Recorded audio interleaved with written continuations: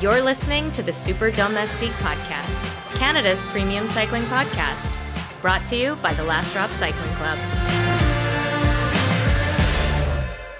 Okay, listeners, we're back on Super Domestique, and we have truly a special guest today. It is Joanie Caron, or no, Joanie Caron. Is that the best way to pronounce it? That's a bit closer, yes. Yes, say it, please. I'll say it with the accent. Joanie Caron.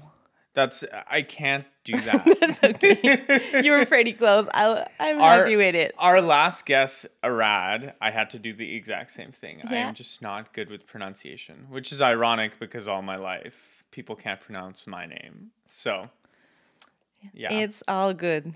Oh, I appreciate it, Joanie. So Joanie joins us. She is former Olympic athlete. She spent 10 years cycling competitively in multiple different disciplines that we're going to get into today. But I think the most amazing part of you now, Joanie, is that you've dove head deep into coaching. You have a master's in physiology and kinesiology. Is that correct? Yes. So I have a master's in kinesiology, and I specialized in exercise physiology, more specifically in the VO2 and heart rate kinetics. So that's my amazing. So I want to get into that right away. So I work at St. Paul's Hospital, obviously. I work on the capital philanthropy side, but we spend a lot of time at the Heart and Lung Institute with a lot of docs. Is wet lab research, is research you did in a lab environment part of what you did in your master's degree, or was it? Yes. Okay. So I studied at Laval University. Amazing. And I did my master's with the Cardiology Research Center affiliated with the university there. So my office was there. I was going to the lab every day. Or so in my case, I was still a national team athlete, professional cyclist at the time. So I would try to really condense my work and my research from September to February. And then after that, I was hoping all my work would be done and that I could, get more travel. But that was my life back then. That must have been a wild time in your life. And I've met a lot of researchers now, especially on the heart and lung side, and it seems like none of them are just normal doctors or normal researchers. They usually have something insane they're doing on the side. And so you were being not only a professional athlete, but you were studying and doing your master's. What was that like? Could you do it again, or was that just that time in your life you could? I think I could do it again because sometimes when you're a student, like a grad student, you and as an athlete, you study at odd times, weekends, evening, and in my case, sometimes I would train in the mornings and finish my work at 7, 8, 9, whatever. So I had that unusual lifestyle, and now I still work on evenings and weekends, and I travel. So I sometimes feel like I still have the same student lifestyle. And that not much have changed. But I love to learn. So I could definitely see myself back and doing it again. Yeah. That's so interesting because I don't think I could. I'll be very honest with you. I don't think I could go back to school and also, work full time or do this athletic thing full time. So I commend you for that. But I feel like researchers are tweaked a little bit differently. What are some of those big learnings from your experience with your master's? Because now it seems in cycling, at least, we talk about VO2 max a ton. We talk about the kinetics around training and periodization versus pyramidal training. Are there big takeaways when you finished your master's, just from a training standpoint, that changed the way you think about it generally? It's a good question. Because, I know that's a huge question I'm asking you, but I would say in my master's, I worked with a non-athlete population. Okay. And what my supervisor was really big on is all the mechanisms that are involved on the exercise. So the big takeaway from my research years was to really understand the mechanism at the exercise and see it as a whole in a sense. And like I work with a diabetic population, for example, and then identify how is their response to exercise different to an athletic population. So look at all the mechanism and integrate, that whole part. I would say there was no big takeaway from my master's per se, but there was a time in my life where I spent a lot of time with Guy Thibault, who's a physiologist, and it was really through my conversations with Guy. I did a lot of writing for him and for the Quebec government, for the coaches and knowledge transfer. And it's really through my years doing that I learned about applied exercise physiology to athletic performance. Okay. And the big takeaway that I had throughout those years is the importance of interval training and the intensity as being part of the day-to-day, and especially for the athlete or the individual who has a limited amount of time. Yeah, that's something that I know in your business today, Altius, that you focus on. You come to one of your classes and it's a very specialized workout. It feels bespoke every time you come. I want to also dive into this because a lot of the training methodologies and the conversations right now are about steady state. Zone 2, do it for 3-4 hours. That should be 90% of your training. Throw in some little bit of intervals in there, and that's apparently the prescription now given in the last 2 years for cycling. I want to get your take. I don't want to put you on the spot, but this is what's fed to us a lot. Yeah.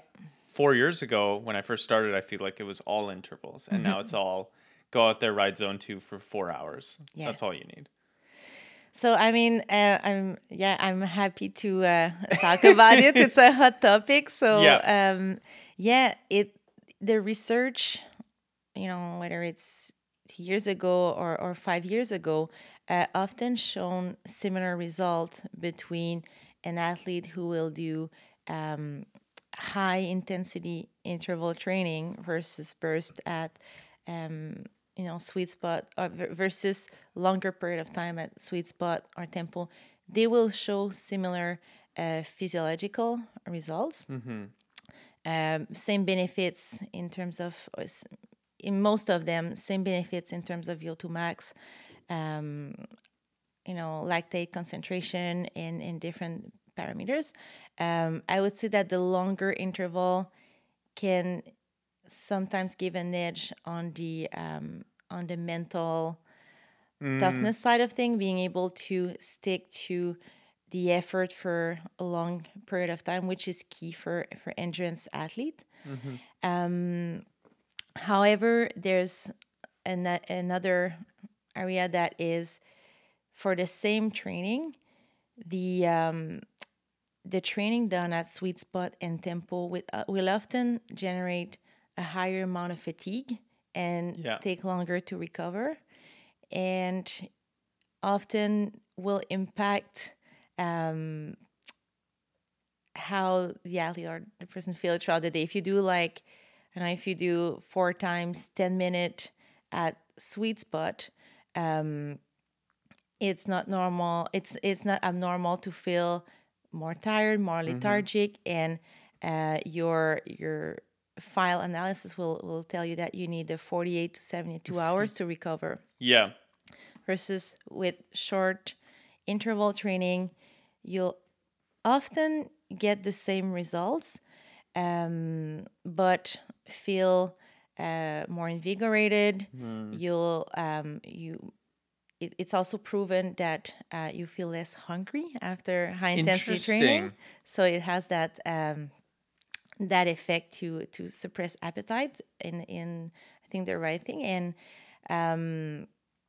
and often you will also have impact on that on the other energy systems that are above, including that anaerobic side of things. But one thing I would add on that is that a lot of endurance athletes have been like riding, running, spending a lot of time at low intensity.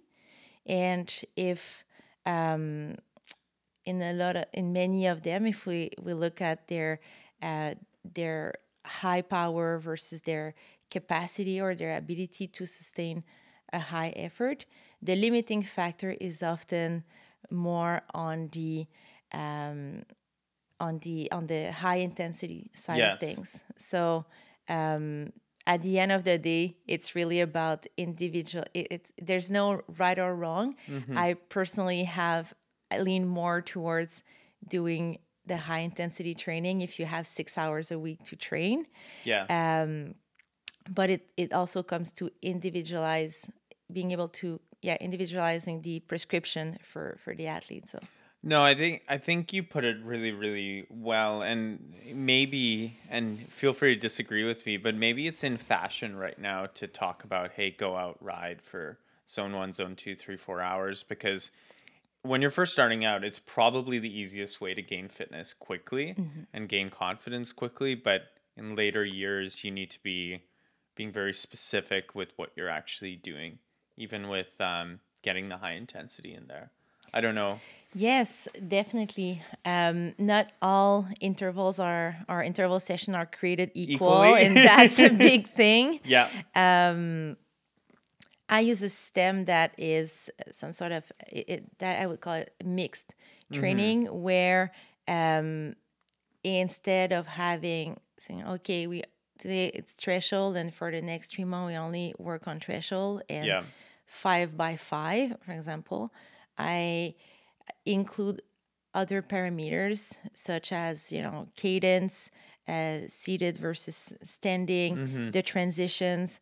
So there's a whole other set of gains that you get from that 1 hour and a half interval session.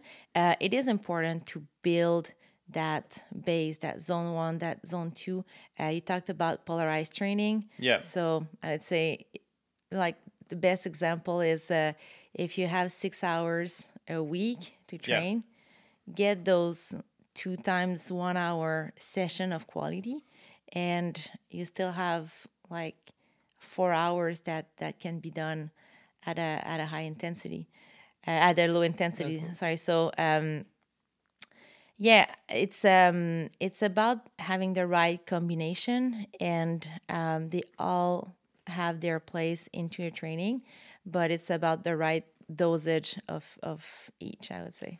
Yeah, it's so interesting because I think this was the first year I personally also took structured training really seriously, and I found at the start of that journey, it's very hard on the body. And I didn't believe my coach even when he said, oh, you're going to go do, 2-3 hours at zone 2. And I thought to myself, easy, don't even worry. But you're wiped out by the end of those kind of efforts. And I think mentally it's also very straining to keep in that discipline. But it seems like also with these training programs, you get to week 2, week 3, you're feeling a lot better. It feels more achievable. It's really that progression of, I guess, the training plan. It's very interesting.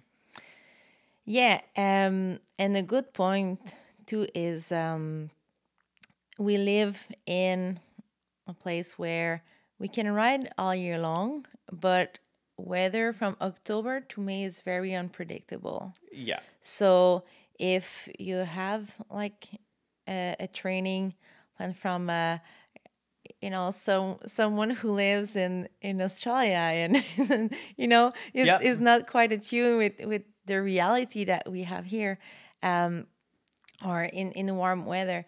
The reality is we can't rely on getting like 3-4 long rides a week in the winter. No. And we have to make up for it and really have that stem that allows you to get the gains. But yeah, that's... I was going to ask you something because I went through this off season where I'd be prescribed, 3 hours on the trainer, 4 hours on the trainer. Is that actually good for you, Joanie? Like, because I do it and I feel like complete garbage after. Everything hurts. Not like riding outside for 4, even 6 hours. Is it good for you? Physiologically, sure, I'm sure you're getting gains, but... I would see it as there's 2 ways to look at it. Yeah.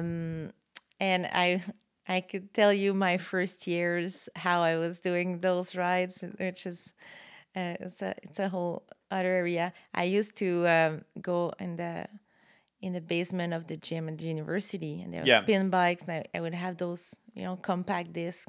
Amazing. And with the headset, I know with the wire. Is. I know what it is. Yeah. With like 15 compact discs.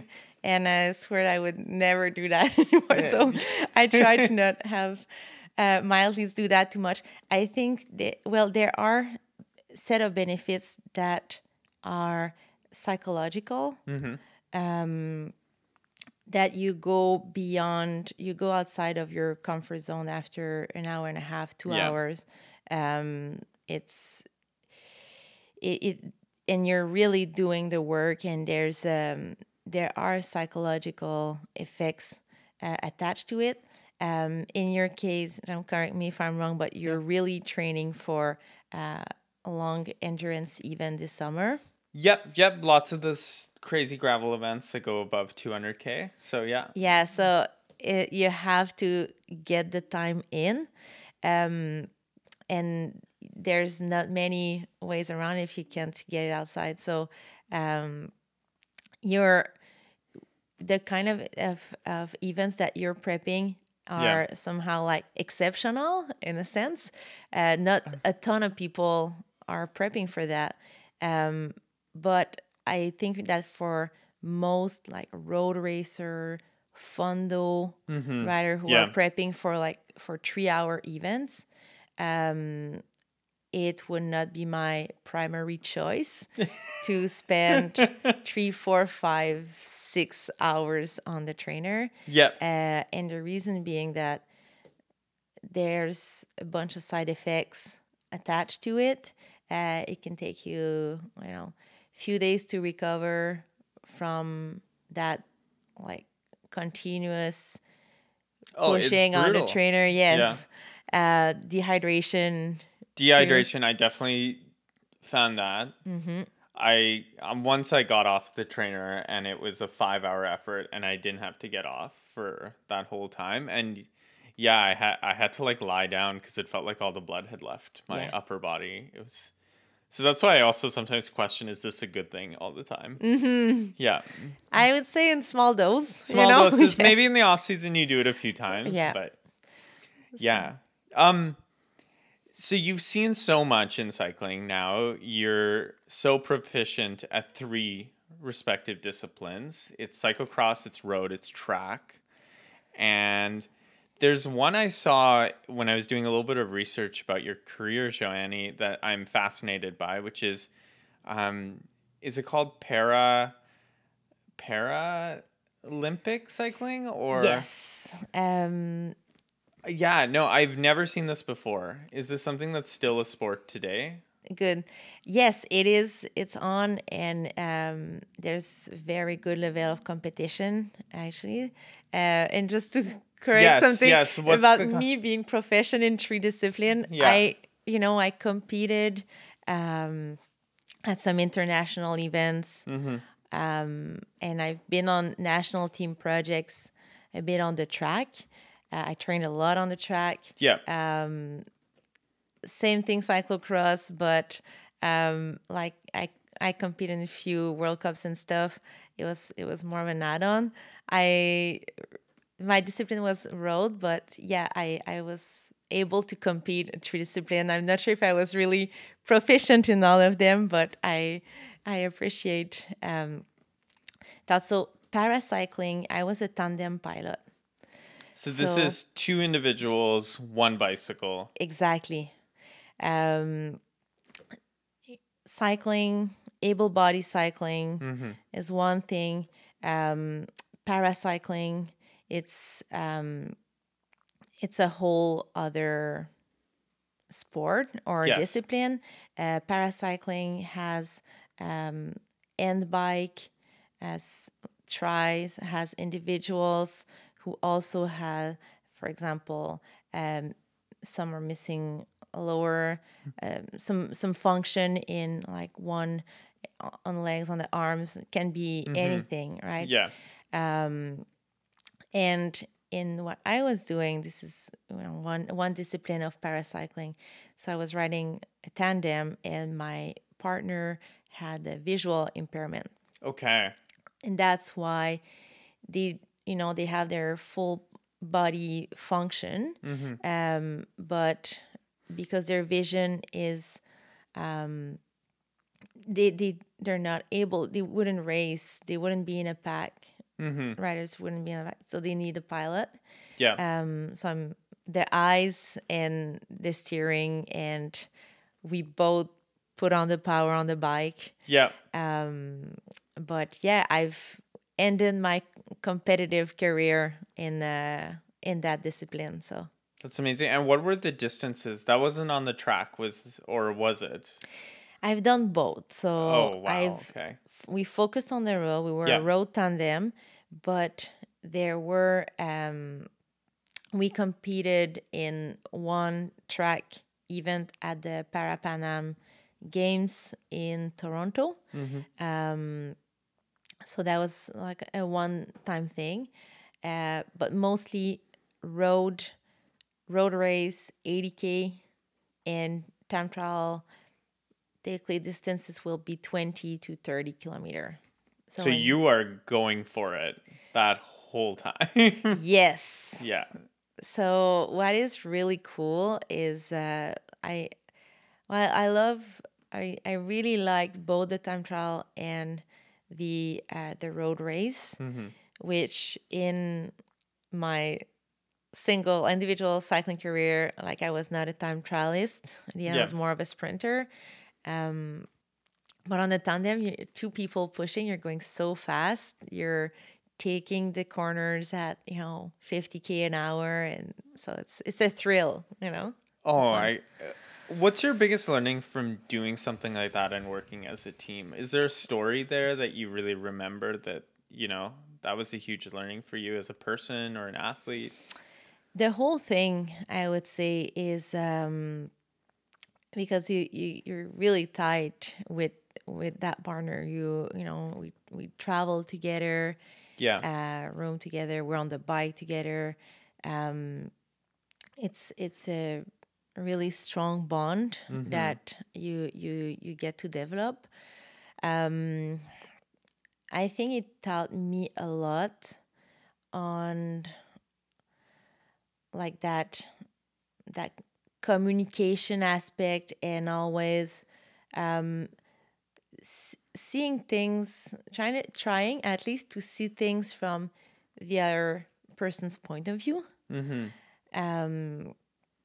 If you for someone who doesn't have their full vision, for example, and cannot see the signs at the airport, that means that I have to be there for that person. For me, it's easy to go everywhere, move really fast, but if my friend cannot see those things, I need to make that extra effort, and just putting myself in the other person's shoes in a sense. So, or seeing things from how does she or he, anyone sees it, No, that's amazing that you had that in your career, because I guess it's so rare that you get to have this individual pursued. And cycling is a team sport in so many ways, but then you got to do this amazing thing with a partner. And who was that individual? Her name is Shauna Ryan. Yeah. I had two partners. First one was Robbie Weldon. Okay. And she's also a cross-country skiing athlete. And then the one who I did most and I went to the Paralympics with is Shauna. Amazing. Yeah. And a really cool thing is that in that short period of time when I was doing the Tandem, my best friend was also Tandem pilot. So we got to we got to travel like everywhere together and live all these experiences together. So it made it really extra special. That's amazing. That's so cool to hear. What's it like mentally preparing for those events? And I'm sure you've gotten this question a lot, but can you talk us through, or even talk me through, what you personally do and what you need to do sometimes as an athlete to center yourself? I'm talking like a minute before you step on and have to perform. Because it's something I'm trying to think about now. Yeah. Even with our small events or whatever events, is to center oneself beforehand. Can you share with us what that's like? Yeah, I would say that it starts from, countdown from that start time through the whole day. Yeah. So from, having that schedule dialed in, and you're probably already doing that from, the time you're going to eat. Yep. From knowing there's a big element of self-knowledge or self-awareness. For example, the 6 hours before, sometimes you have a long period of time. How much social time do you need versus alone time? Do you prefer to watch something on TV that distracts you, or read a book, right? Yeah. I personally think that that hour before that, like the 15 minutes before, or half an hour, when you're at a race, there's a lot of things that can happen. There's a lot of things that you don't have control over. The full control. So it's really about, like you talk about, center yourself, trying to be as cool and collected as possible. What is important versus what is not necessarily important, and the things that are not important, just putting everything aside. And it's not easy to do. Yeah, it's not easy to separate, right? Yeah. Like sometimes we overthink the details, and that's often, I've seen it as a coping mechanism. My gel, my water bottle, my zipper, can you help me do that? I see it now from the other side as a coach. And I think that's why having a lot of events, like test events, are beneficial too. So you get, at some point, like you ask me and I don't even know what I was doing and how I was, because it gets a bit of a routine, right? And I guess it's a blur. Like I even ask my wife sometimes when she has to be on set, and she's an actor and she goes out there, and if she has a good performance, if she has a great day, like she'll say, I don't really remember what happened. And I think that's an interesting testament of high performance individuals, whether it's acting or athletes or what have you. Yeah. We had one time trial that there's something that resonates with me. It was our best performance, where we were on the racetrack in Montreal, and early June, and we did that effort, and it was just like everything was so smooth. Yeah. And I felt the speed, but it didn't feel like it was hard. It didn't feel like, oh, I was hurting so much. And you see these images on the time trial that like the pain face and like, it's not everywhere. And we finished that race, and I just remember we were both confused because I was like, I don't know if we did well or we didn't. Yeah. I just feel like we were going really fast, but we were not. It was not a pain thing, and I think that was that state of flow. Yes. In a sense, so much that it was in the task, taking every turn, getting up to speed, keeping our cadence high, that allowed us to not focus that much on the pain and overthinking things throughout. So I was like, yeah, it was a bit of a blur. I just know we're going really fast. And that's amazing. But like, I think you used a great word to describe it. It's flow. And it's rare to have those days. I mean, I'm sure it's way less rare for you than it is for me, but when you're feeling great and it doesn't feel like an effort, which is insane to say. Yeah.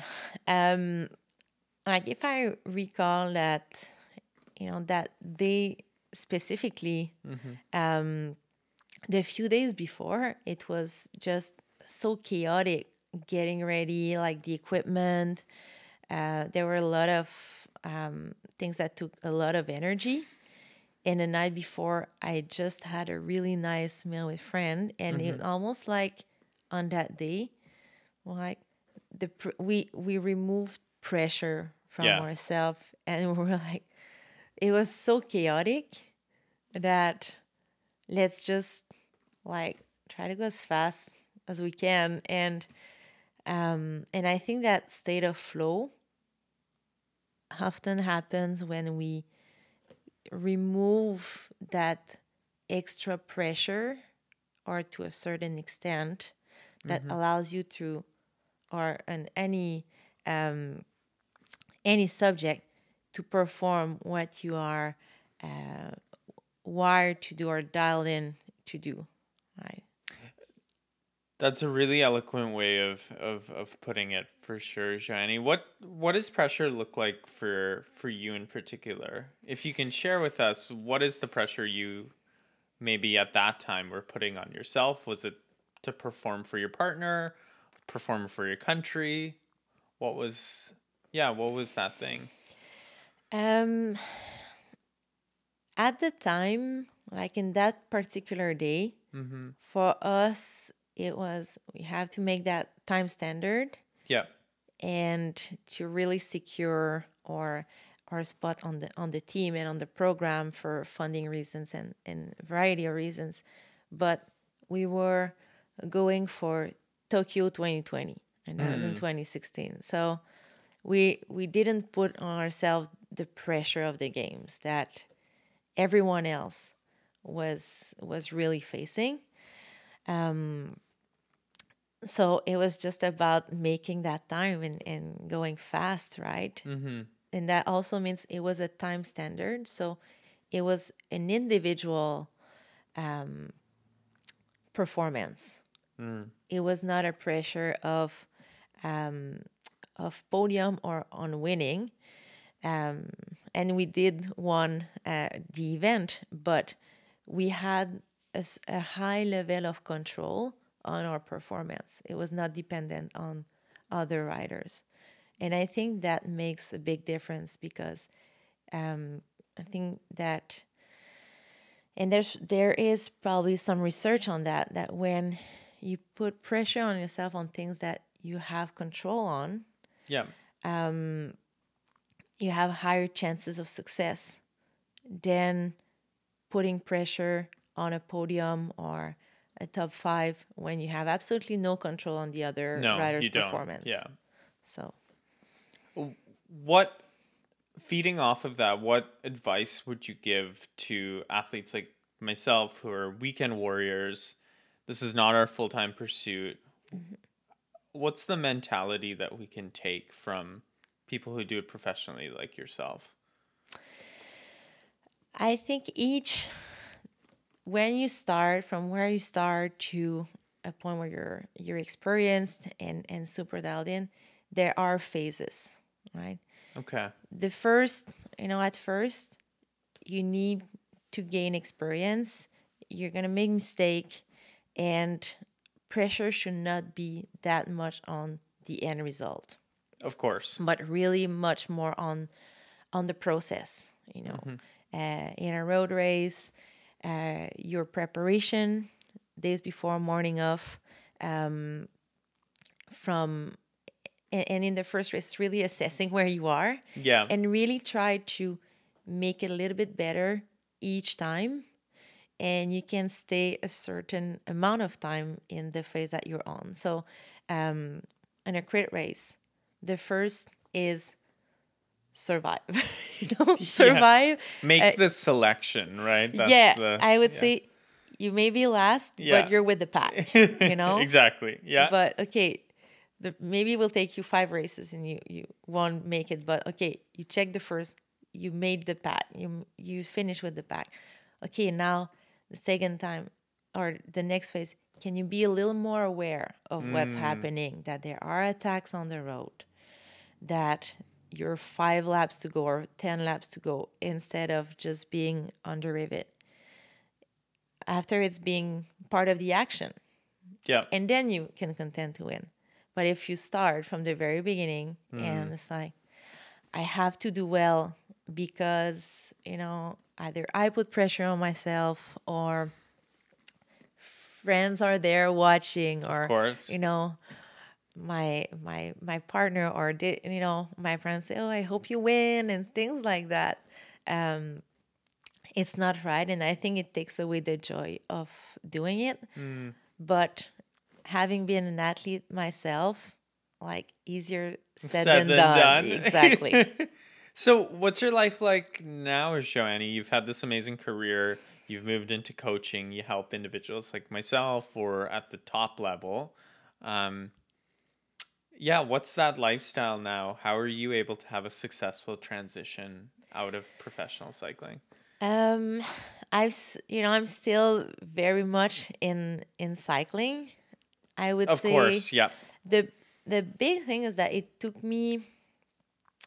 That transition went well, and it was quite gradual in my case. Like I kept competing in some USA crits. It became a bit more social too over the time. So it's been very, very gradual. The big change has been that when you're an athlete, you put everything towards like one big goal a year, and everything is or a big goal in like every 4 years, like the Olympics. But it's learning to live the life without that one big goal, that that one thing, but appreciate a little bit of everything. Yeah, has the big goal changed now, Joanie? I know my wife and I talk about our big goal is having an amazing lifestyle on a daily basis. Every day should feel like a vacation. What's that big goal now for you? Well, I like that. Yes, I really like also the big goal for me is to create that life that I want. Building freedom of time and doing the things that I like with the people who I love. So create the life I want and building like investing in those meaningful relationship and staying attuned with priorities, which is not always easy. It's easy to like have work taking 80% of the time and just having the leftover for the things that really matter. I would say the ultimate goal is that sense of balance and create a life that really resemble like or resonates with who I am and my priorities and my hobbies and so on, and keep making progress in the different area and not stay still, right? Yeah, it never stops in a certain sense, but I guess the things change. Yeah. Right. That's outstanding. I want to get your quick take before we jump into some other questions on criterium racing today, because it's gone through this renaissance in North America, right? We see it with Legion. We're seeing a little bit of the culture, I think, taper down into what we see in British Columbia with criterium racing, and now there's this alternative league, which I'm sure you've heard about. I think it's NRC, right? What's your take? I know everyone's trying to make now cycling way more commercially viable, that someone will turn on the TV and, hey, I want to watch the crit race for 45 minutes. Yeah. So it's been interesting to watch or see the progression of the crits over the past 10, 15 years. I'm not as much like, I don't know as much of the ins nowadays. For example, that new league I know the kind of money that's involved. I don't know too much details about it. I'm really in favor in making the sport more viable, more sustainable for the athletes as well. I've seen some incredible athletes and some good athletes, including myself, in this living the life of you drive insane amount of hours, you sleep for 5 hours, you race, you sleep on the floor, and we're talking about people who perform internationally at the highest level. At the highest level. Yeah. So it's unfortunate that, this comes only now and not 10 years ago. Absolutely. So I hope that some athletes can get the support and and that it can really show what the sport is like on TV, to fans, to the family who will probably never see you in an international race. So it's great to see. Yeah, no, I'm glad you said that. Yeah, they have new rules. Like, I think you can sub people out mid-race to have fresh legs. The point system is very tailored towards entertainment, like with preens, I think, per lap. So it's cool to see. We'll have to see what it's like, right? I don't think they've actually raced that league yet. So I've seen. I mean, it has a lot of good things. These new rules, in all honesty, I don't know. We don't know, right? Don't know we haven't seen it, right? One of the thing is, it's good that the sport there's a lot of money injected to it. Yeah. It, however, brings a lot of hungry people on the start line. It does. And it's a sport that has this high risk. Yep. And, we've seen some races where there was $100,000 on the line, and there had been some unfortunate crashes. So I hope that it remains as safe as possible for the rider, despite the high stakes that are involved. So that's the only thing to be cautious about, I would say. Yeah, no. And it's definitely scary when you watch it. But I guess we'll have to see and get your take on it next time. Yes. I'm going to choose one of the questions because we get to these podcasts and I never get here. I guess that's the running joke of this podcast. Okay, this is a fun one. We always talk about what we eat on the bike, but what's your favorite food? Has it changed? When you were doing stuff at the highest level, has your favorite on-bike food changed at all? That's a good question. Are you pure liquid diet? Is that... More and more. Really? Yeah, more and more. At a training camp last week, I used these scratch, high carb. Yeah. I think it just made my life easier in that time. Yeah. So I think that's a perk, but I was, and I'm still almond butter and honey or jam sandwich. I like simple food like that. So I think that's still my jam. Yeah. Nice. I like that. Last thing, Joanie, before we wrap up, I can't believe it's already gone. I could talk to you for so long. There's so much to talk to you about. What do you think about the state of the culture around cycling now in Vancouver and BC? I feel like it's shifting. I feel like it's getting to be in a very positive realm. Yeah. What are your thoughts on the community now? I think it's great to see that many people on bikes. It's shifted, right? Like it's way more than it was 5 years ago.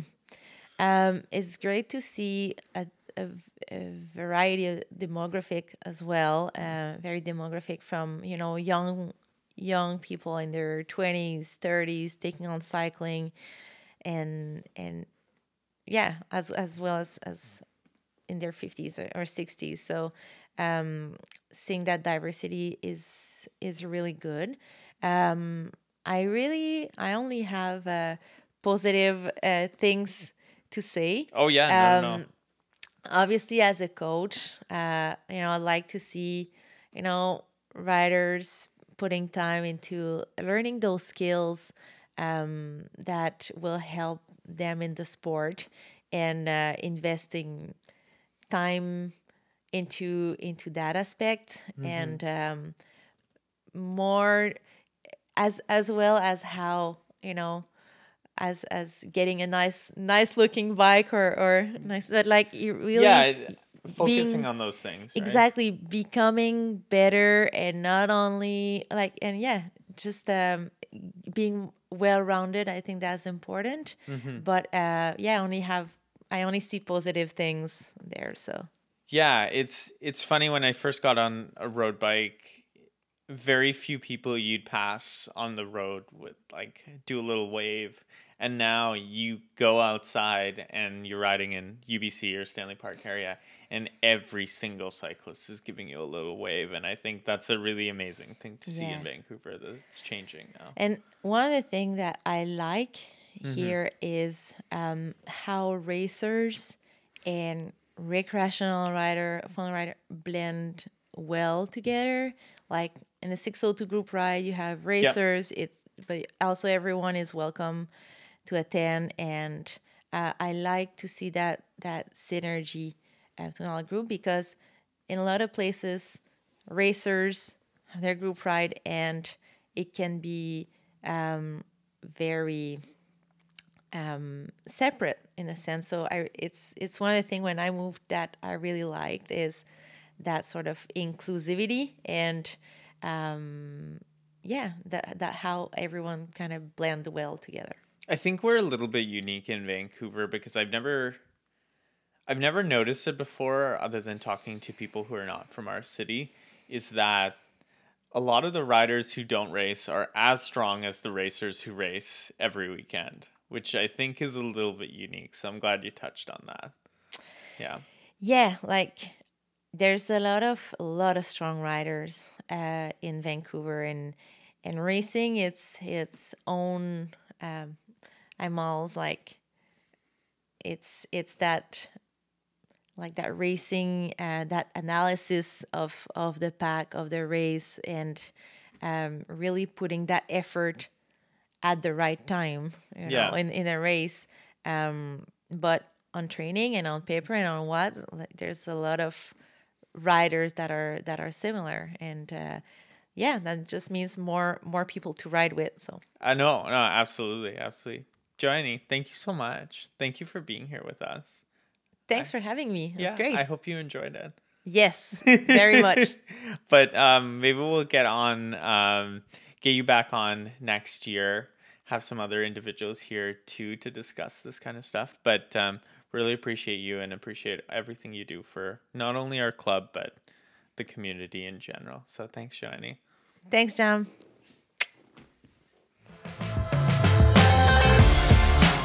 Thanks for checking out the Super Domestique podcast. Follow us on Instagram or find us at thelastdrop.cc to learn more.